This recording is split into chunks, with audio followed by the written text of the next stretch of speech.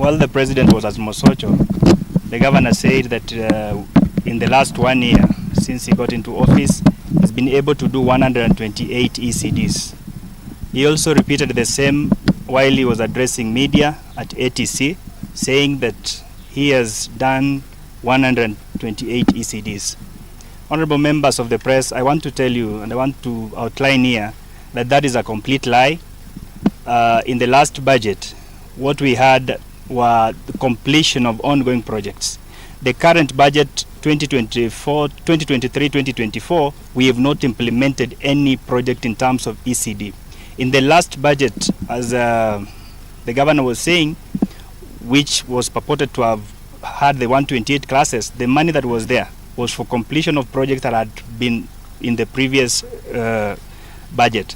And therefore, as regards to our oversight role, under Article 135 of the Constitution of Kenya, we the MCAs here, we want to ask the governor, all those involved, to give to the public information regarding these ECD classes that they are purporting to have constructed.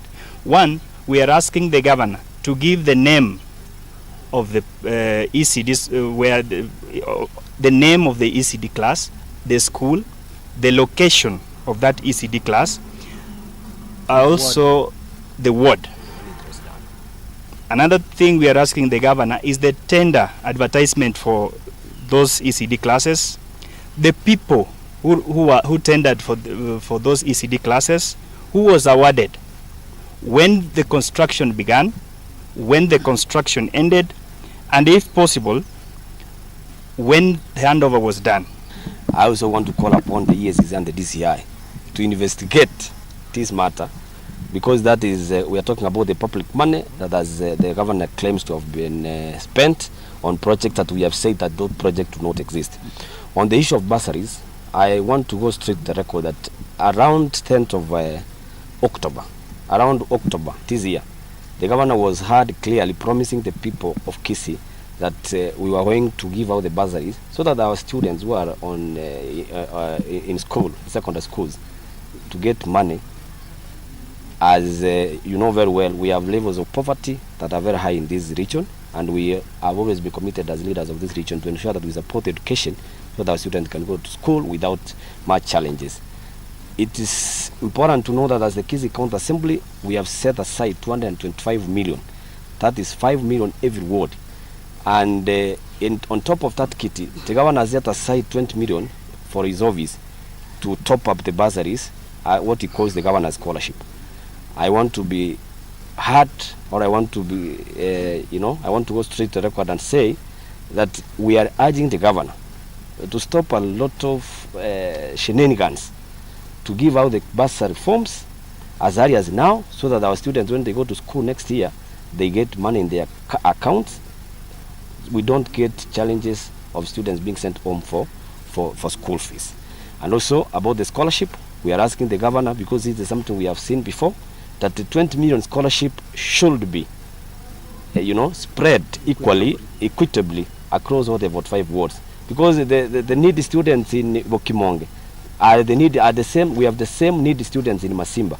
So the 20 million must be spread equally across our 45 wards. We have a law on how the bursaries should be distributed through the County Governments Act, the County Bursaries Act that was enacted into law from 2012.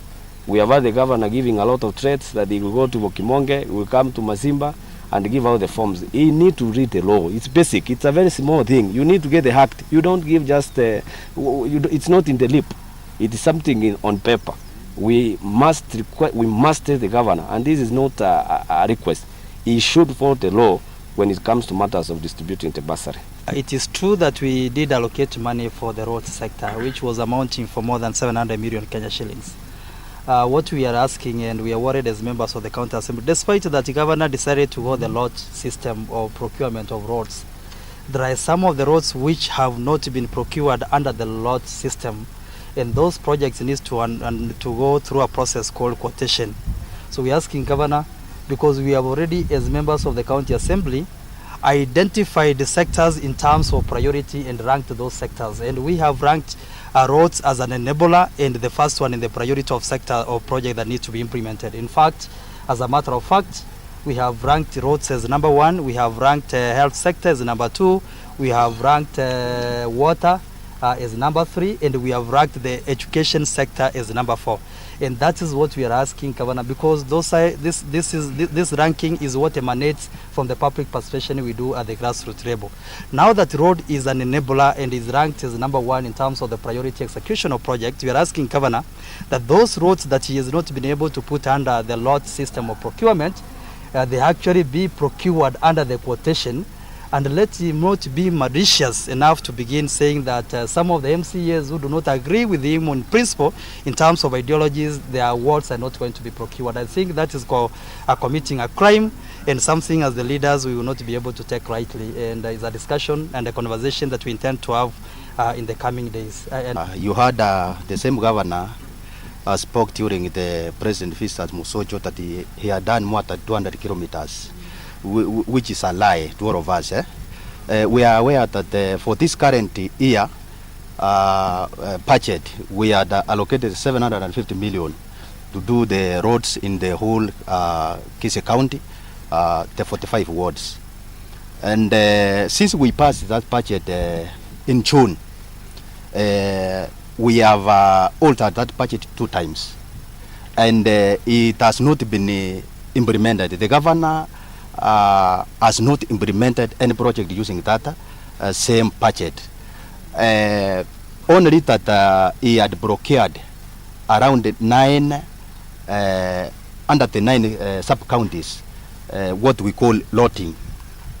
That one, I mean that in every sub-county, all roads to be done by one contractor, something that we objected, but he went against our submission. And those roads, he recently launched them. That means he has not done an inch of a road in any ward. It is in Bogetutu, in Mosocho, in Nyatieko, and some parts of Bobasi, and Nyaribari, where he only launched, and those roads has not been done. We also heard him say that he has done 2 big markets in the Nyanza region. That's Magena and Maran market.